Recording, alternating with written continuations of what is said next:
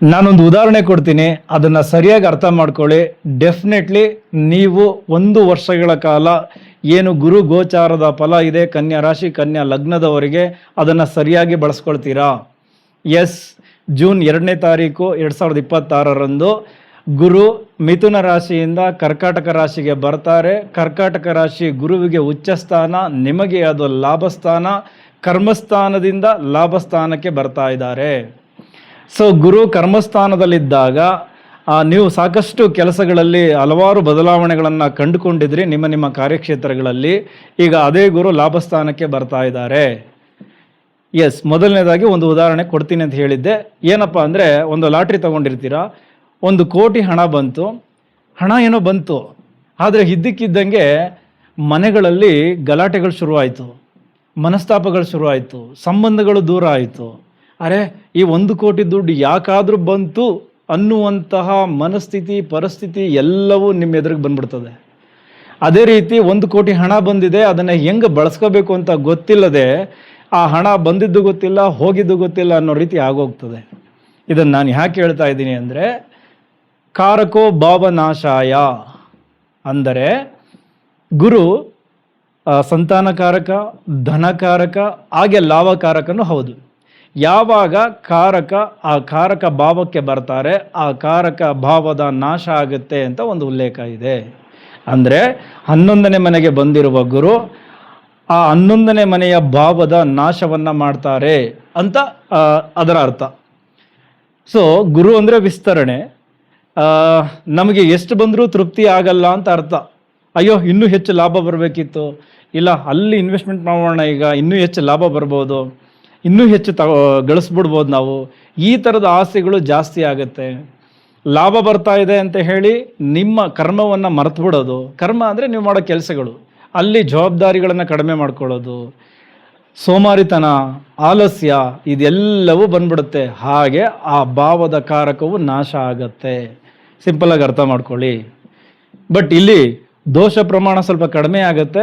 ಏನಕ್ಕೆ ಅಂದರೆ, ಗುರುವಿಗೆ ಅದು ಉಚ್ಚಸ್ಥಾನ ಆಗಿರೋದ್ರಿಂದ ಕರ್ಕಾಟಕ ರಾಶಿ ಸ್ವಲ್ಪ ದೋಷ ಪ್ರಮಾಣಗಳು ಕಡಿಮೆ ಆದರೂ ಆ ಭಾವದ ನಾಶ ಖಂಡಿತ ಆಗತ್ತೆ. ನೀವು ಅದನ್ನು ಸರಿಯಾಗಿ ಬಳಸ್ಕೊಳ್ಳಿಲ್ಲ ಅಂದರೆ ಬಂದಿರುವ ಲಾಭಗಳನ್ನು ಅದರಲ್ಲಿ ತೃಪ್ತಿಯನ್ನು ಅನುಭವಿಸ್ಬೇಕು, ಸರಿಯಾಗಿ ಅದನ್ನು ಇನ್ನೊಂದು ಕಡೆ ಇನ್ವೆಸ್ಟ್ಮೆಂಟ್ ಮಾಡ್ಕೋಬೇಕು, ಜೊತೆಗೆ ನೀವು ಆ್ಯಕ್ಟಿವ್ ಆಗಿರಬೇಕು, ನಿಮ್ಮ ಕರ್ಮಗಳಲ್ಲಿ ಇನ್ನೂ ಹೆಚ್ಚು ತೊಡಗಿಸ್ಕೊಳ್ಬೇಕು, ಅಂದರೆ ಕೆಲಸ ಕಾರ್ಯಗಳಲ್ಲಿ ಹೆಚ್ಚು ತೊಡಗಿಸ್ಕೊಳ್ಬೇಕು, ಸೋಮಾರಿತನ ಬಿಡಬೇಕು. ಎಸ್, ಈಗ ಲಗ್ನದಲ್ಲಿ ಗುರು ಇದ್ದಾಗ ನಮ್ಗೆ ಎಷ್ಟು ತಿಂದರೂ ತೃಪ್ತಿ ಆಗಲ್ಲ, ತಿಂತಾನೇ ಇರ್ತೀವಿ. ಸಾಮಾನ್ಯವಾಗಿ ನೋಡಿ, ತುಂಬ ಜನ ಆ ಥರನೇ ಲಗ್ನದಲ್ಲಿ ಗುರು ಇದ್ದವರು ತಿಂತಾನೇ ಇರ್ತಾರೆ. ಅವರ ದೇಹ ತೂಕ ಜಾಸ್ತಿ ಆಗ್ತಾ ಇರುತ್ತೆ, ಬೊಜ್ಜು ಜಾಸ್ತಿ ಆಗುತ್ತೆ, ಕೊಲೆಸ್ಟ್ರಾಲ್ಗಳು ಜಾಸ್ತಿ ಆಗುತ್ತೆ. ಸೊ ಈ ಥರ ಅವರ ದೇಹ ಆ ಥರ ಬಳಲುತ್ತೆ ಗುರುವಿನ ಒಂದು ವಿಚಾರದಿಂದನೇ. ಸೊ ಹಾಗಾಗಿ ತೃಪ್ತಿಯಿಂದ ಇರಬೇಕಾದ ವರ್ಷ, ನಿಮಗೆ ನೀವೇ ತೃಪ್ತಿ ಪಡೆದುಕೊಳ್ಬೇಕು ಬಂದದ್ರಲ್ಲಿ. ಅದನ್ನು ಮಾಡಿಕೊಂಡ್ರೆ ಈ 11ನೇ ಮನೆಯಲ್ಲಿ ಗುರು ಬಂದು ಅಲ್ಲಿಂದ ತಾವು ದೃಷ್ಟಿ ಹಾಕುವ ಮನೆಗಳಿಗೆ ಹೆಚ್ಚು ಬೆಳಕನ್ನು ಕೊಟ್ಟು ಅದರ ಲಾಭಗಳನ್ನು ನಿಮಗೆ ತಂದು ಕೊಡ್ತಾರೆ. ಸೊ ಹಾಗಾಗಿ ಇಡೀ 1 ವರ್ಷ ತುಂಬ ನಿಮ್ಮ ಮೈಂಡ್ಸೆಟ್ನ ಪಾಸಿಟಿವ್ ಮೈಂಡ್ಸೆಟ್ಟಲ್ಲಿ ಇಟ್ಕೊಂಡು ತುಂಬ ಆ್ಯಕ್ಟಿವ್ ಆಗಿರಬೇಕು. ಈಗ ಗುರು 5ನೇ ದೃಷ್ಟಿಯನ್ನು ನಿಮ್ಮ 3ನೇ ಮನೆ ಅಂದರೆ ವೃಶ್ಚಿಕ ರಾಶಿಗೆ ಕೊಡ್ತಾರೆ. ವೃಶ್ಚಿಕ ರಾಶಿಯ ಅಧಿಪತಿ ಕುಜನಿಗೂ ಗುರುವಿಗೂ ಒಳ್ಳೆ ಸಂಬಂಧ ಇದೆ. ಹಾಗಾಗಿ 3ನೇ ಮನೆ ತುಂಬ ಚೆನ್ನಾಗಿ ಡೆವಲಪ್ ಆಗುತ್ತೆ. ಈಗ 3ನೇ ಮನೆ ಅಂದರೆ ಪರಾಕ್ರಮ. ಸೊ ಈ ಧೈರ್ಯ ಬರುತ್ತೆ ನಿಮಗೆ. ಈ ಹಿಂದೆ ಎಲ್ಲ ಸ್ವಲ್ಪ ಡಿಸಿಷನ್ ತೊಗೊಳ್ಳೋದಕ್ಕೆ ಒದ್ದಾಡ್ತಾ ಇದ್ರಿ, ಬಟ್ ಈಗ ನಿರ್ಧಾರವನ್ನು ಕೂಡ ಸಖತ್ತಾಗಿ ತಗೊಳ್ತೀರಾ. ಆ ಥರದ ಸಿಚುವೇಶನ್ಸ್ಗಳು ಕ್ರಿಯೇಟ್ ಆಗುತ್ತೆ. ಸೊ ಮುನ್ನುಗ್ತೀರಾ, ಆ ಕೆಲಸಗಳೆಲ್ಲವೂ ಆಗುತ್ತೆ. ಅದೇ ರೀತಿ 3ನೇ ಮನೆಯನ್ನು ಉಪಚಯ ಸ್ಥಾನ ಅಂತೀವಿ, ಅಂದರೆ ಸಮಯ ಕಳೆದಂತೆ ಅಭಿವೃದ್ಧಿಯನ್ನು ಹೊಂದೋದು. ಸೊ ಹಂತವಾಗಿ 1 ವರ್ಷದಲ್ಲಿ ತುಂಬ ಅಭಿವೃದ್ಧಿಯನ್ನು ನೀವು ಹೊಂದುತ್ತೀರಾ ನೀವು ಮಾಡುವ ಕೆಲಸಗಳಲ್ಲಿ. ಅದೇ ರೀತಿ 3ನೇ ಮನೆ ಅಂದರೆ ನಮ್ಮ ಕೈ ಚಳಕ ಮಾಡಿ ನಾವೇನು ಕೆಲಸ ಮಾಡ್ತೀವಲ್ಲ, example editing, graphics designing, system operate, ಒಟ್ಟಾರೆ ಈ ಕೈಯನ್ನು ಚೆನ್ನಾಗಿ ಬಳಸ್ಕೊಂಡು, ಈಗ ಕ್ಯಾಮ್ರಾಮ್ಯಾನ್ ಈ ಕೈನ ಯಾರು ತುಂಬ ಚೆನ್ನಾಗಿ ಬಳಸ್ತಾರಲ್ಲ, ಆ ಬಳಸಿ ಅವರ ವೃತ್ತಿಯನ್ನು ಮಾಡ್ತಾ ಇರ್ತಾರಲ್ಲ, ಅವರೆಲ್ಲರಿಗೂ ತುಂಬ ಲಾಭ. ಅದೇ ರೀತಿ 3ನೇ ಮನೆ ಅಂದರೆ ಮೀಡಿಯಾ, ಆನ್ಲೈನ್, ಸೋಷಿಯಲ್ ಮೀಡಿಯಾದಲ್ಲಿ ಯಾರ್ಯಾರು ಇನ್ವಾಲ್ವ್ ಆಗಿದ್ದೀರಾ, ಅದು ಯೂಟ್ಯೂಬ್ ಇರಲಿ, ಫೇಸ್ಬುಕ್ ಇರಲಿ, ಇನ್ಸ್ಟಾಗ್ರಾಮ್ ಇರಲಿ, ನಿಮ್ಮ ರೀಲ್ಸ್ಗಳು ತುಂಬ ಚೆನ್ನಾಗಿ ರೀಚ್ ಆಗುತ್ತೆ. ಅದನ್ನು ಬಿಸ್ನೆಸ್ ಆಗಿ ಇಟ್ಕೊಂಡಿರೋರಿಗೆ ಒಳ್ಳೊಳ್ಳೆಯ ಅವಕಾಶಗಳು ಕ್ರಿಯೇಟ್ ಆಗುತ್ತೆ. ಇನ್ನು ಮೂರನೇ ಮನೆ ಅಂದರೆ ಭಾಷಣ. ಓಕೆ, ನಿಮ್ಮ ಭಾಷಣಗಳು ಚೆನ್ನಾಗಿರುತ್ತೆ. ರಾಜಕಾರಣಿಗಳಾಗಿದ್ದರೆ ಕೇಳ್ತಾರೆ, ಓ ನೀವು ಹೇಳೋದನ್ನು ತುಂಬ ಚೆನ್ನಾಗಿ. ಅದೇ ರೀತಿ ಈ ನಿರೂಪಕಿಯರಿಗೂ ಕೂಡ ತುಂಬ ಚೆನ್ನಾಗಿರುತ್ತೆ. ಅದೇ ರೀತಿ ಮೂರನೇ ಮನೆ ಅಂದರೆ ಕೆಲಸದ ನಿಮಿತ್ತ ನಾವು ಯಾವಾಗಲೂ ಓಡಾಡ್ತಾ ಇರೋದು.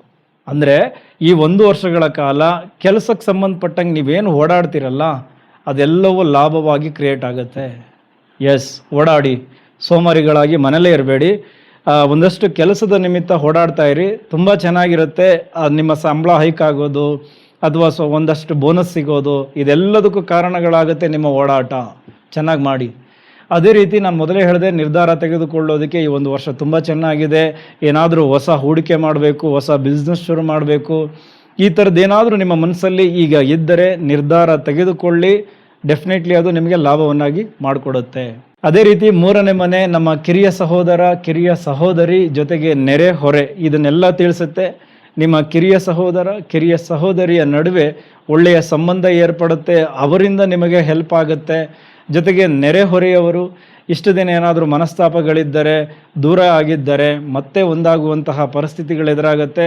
ಅವರಿಂದನೂ ನಿಮಗೆ ಸೂಕ್ತ ಮಾರ್ಗದರ್ಶನ ಸಿಗುತ್ತೆ, ಒಂದಷ್ಟು ಸಹಾಯಗಳು ಸಿಗುತ್ತೆ. ಇನ್ನು ಮೂರನೇ ಮನೆ ಕಿವಿಯ ಆರೋಗ್ಯವನ್ನು ಸೂಚಿಸುತ್ತೆ. ಯಾರ್ಯಾರು ಈ ಕಿವಿ ಆರೋಗ್ಯದ ಸಮಸ್ಯೆಯಲ್ಲಿ ಬಳಲ್ತಾ ಇದ್ದರೆ ಅದೆಲ್ಲವೂ ಸರಿ ಹೋಗುತ್ತೆ. ಈ ಒಂದು ಗುರುವಿನ 5ನೇ ದೃಷ್ಟಿ ನಿಮ್ಮ ಮೂರನೇ ಮನೆ ಮೇಲೆ ಬಿದ್ದಿರೋದ್ರಿಂದ.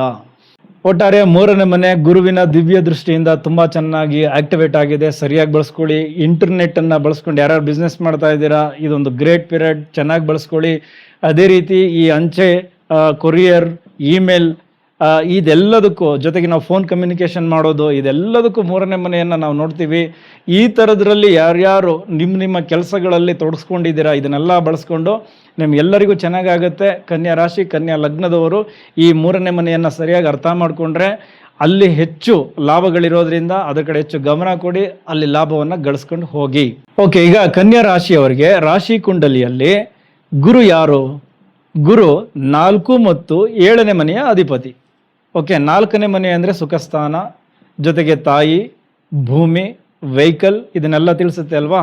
ಸೊ ಹಾಗಾಗಿ 4ನೇ ಮನೆಯ ಅಧಿಪತಿ ಲಾಭಸ್ಥಾನಕ್ಕೆ ಬಂದಿರೋದ್ರಿಂದ ಈ ಥರದ ವಿಚಾರಗಳಲ್ಲಿ ಒಂದಷ್ಟು ವೆಹಿಕಲ್ ಸಿಗುತ್ತೆ. ತಾಯಿ ಆರೋಗ್ಯದಲ್ಲಿ ಚೇತರಿಕೆ, ತಾಯಿಯಿಂದ ಲಾಭ, ತಾಯಿ ಸಮಾನರಿಂದ ಲಾಭ, ಪಿತ್ರಾರ್ಜಿತ ಆಸ್ತಿಯಿಂದ ಲಾಭ, ವೆಹಿಕಲ್ ತಗೊಳ್ಬಹುದು. ವೆಹಿಕಲ್ ಯಾರ್ಯಾರು ಬಿಸ್ನೆಸ್ ಮಾಡ್ತಾ ಇದ್ದೀರಾ, ಆಟೋಮೊಬೈಲ್ ಇರ್ಬೋದು ಅಥವಾ ವೆಹಿಕಲ್ನ ಸೆಕೆಂಡ್ ಹ್ಯಾಂಡ್ ವೆಹಿಕಲ್ನ ಮಾರುವಂತಹ ಬಿಸ್ನೆಸ್ ಇರ್ಬೋದು, ನಿಮ್ಮೆಲ್ಲರಿಗೂ ಲಾಭ ಆಗುತ್ತೆ. ಕನ್ಯಾ ರಾಶಿ, ಕನ್ಯಾ ಲಗ್ನದವರಿಗೆ ಒಟ್ಟಾರೆ 4ನೇ ಮನೆಯ ವಿಚಾರಗಳಲ್ಲಿ 11ನೇ ಮನೆಗೆ ಕೂತಿರುವ 4ನೇ ಮನೆ ಅಧಿಪತಿ ಅಲ್ಲಿಯ ಲಾಭಗಳನ್ನು ತಂದು ಕೊಡ್ತಾರೆ. ಅದೇ ರೀತಿ 7ನೇ ಮನೆ ಕಳತ್ರ ಸ್ಥಾನ, ಪಾಲುದಾರಿಕೆಯ ಸ್ಥಾನ. ವಿವಾಹ ವಿಳಂಬ ಆಗ್ತಾ ಇತ್ತು, ಟ್ರೈ ಮಾಡ್ತಾ ಇದ್ರಿ, ಈಗ ಅದಕ್ಕೆ ಅವಕಾಶಗಳು ಕ್ರಿಯೇಟ್ ಆಗುತ್ತೆ.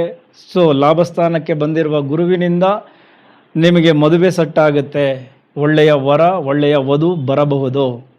ಈ 1 ವರ್ಷದಲ್ಲಿ ಖಂಡಿತ ಕನ್ಯಾ ಲಗ್ನ, ಕನ್ಯಾ ರಾಶಿಯವರಿಗೆ ಮದುವೆಗಳು ಸೆಟ್ ಆಗುತ್ತೆ. ನಿಮ್ಮ ಮನೆಯಲ್ಲಿ ಆ ಥರದ ಕಾರ್ಯಕ್ರಮಗಳು ಜರುಗುತ್ತೆ. ಅದೇ ರೀತಿ ಪಾಲುದಾರಿಕೆಯ ವ್ಯವಹಾರದಲ್ಲಿ ಹೆಚ್ಚು ಲಾಭವನ್ನು ಗಳಿಸ್ತೀರಾ. ನಿಮ್ಮ ಬಿಸ್ನೆಸ್ ಇಂಪ್ರೂವ್ ಆಗೋಕ್ಕೆ ಹೊಸದಾಗಿ ಪಾರ್ಟ್ನರ್ ಸಿಗ್ತಾರೆ. ಸೊ ಅದೆಲ್ಲವೂ ತುಂಬ ಚೆನ್ನಾಗಿರುತ್ತೆ. ಈಗ ಗುರುವಿನ ಮತ್ತೊಂದು ದೃಷ್ಟಿ ಬಗ್ಗೆ ಮಾತಾಡೋಣ. ಗುರು ತನ್ನ 7ನೇ ದೃಷ್ಟಿಯನ್ನು ನಿಮ್ಮ 5ನೇ ಮನೆಗೆ ಕೊಡ್ತಾರೆ.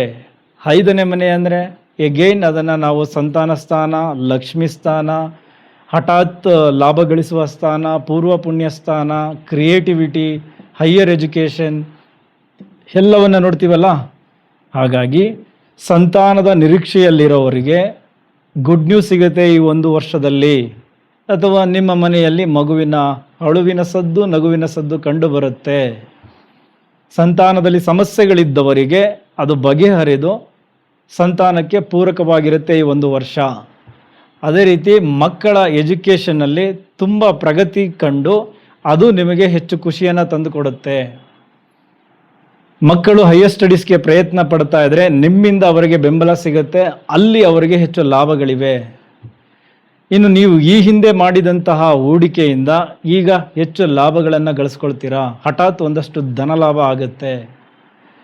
ಲಕ್ಷ್ಮಿ ಸ್ವಲ್ಪ ಹೆಚ್ಚಾಗಿ ಬಂದು ನಿಮ್ಮನ್ನು ಸೇರುವಂತಹ ಕಾಲ, ಅದನ್ನು ಸರಿಯಾಗಿ ಬಳಸ್ಕೊಳ್ಳಿ. ನಿಮ್ಮ ಬುದ್ಧಿ ಇನ್ನಷ್ಟು ಚುರುಕುಗೊಳ್ಳುತ್ತೆ, ಚಾಕಚಕ್ಯತೆ ಹೆಚ್ಚುತ್ತೆ, ತುಂಬ ಅದ್ಭುತವಾಗಿ ಅದನ್ನು ಬಳಸ್ಕೊಳ್ತೀರಾ. ನಿಮ್ಮ ಕ್ಷೇತ್ರಗಳಲ್ಲಿ ನಿಮ್ಮ ಕ್ರಿಯೇಟಿವಿಟಿ ಇಂಪ್ರೂವ್ ಆಗುತ್ತೆ. ಸೊ ಓವರಾಲ್ ನಿಮ್ಮ ಕ್ಷೇತ್ರಗಳಲ್ಲಿ ತುಂಬ ಅದ್ಭುತವಾಗಿ ಗುರುತಿಸ್ಕೊಳ್ಳೋದಕ್ಕೆ ಈ 5ನೇ ಮನೆಗೆ ಗುರುವಿನ ದೃಷ್ಟಿ ಬಿದ್ದಿರೋದು ಕಾರಣ ಆಗುತ್ತೆ. ಇನ್ನು ಸಿನಿಮಾ, ಕ್ರೀಡೆ, ಇಲ್ಲಿ ಯಾರ್ಯಾರು ನಿಮ್ಮನ್ನು ನೀವು ತೊಡಸ್ಕೊಂಡಿದ್ದೀರಾ, ನಿಮಗೂ ಕೂಡ ಹೆಚ್ಚಿನ ಲಾಭಗಳಿವೆ ಗುರುವಿನ ದೃಷ್ಟಿಯಿಂದ. ಹಾಗೆ ಇಂದಿನ ಜನ್ಮದ ನಿಮ್ಮ ಒಳ್ಳೆಯ ಕರ್ಮಗಳಿದ್ದರೆ ಈಗ ಅದಕ್ಕೆ ಪ್ರತಿಫಲ ಸಿಗುತ್ತೆ. ಇನ್ನು ಪ್ರೀತಿ, ಪ್ರೇಮ, ಪ್ರಣಯ 5ನೇ ಮನೆ.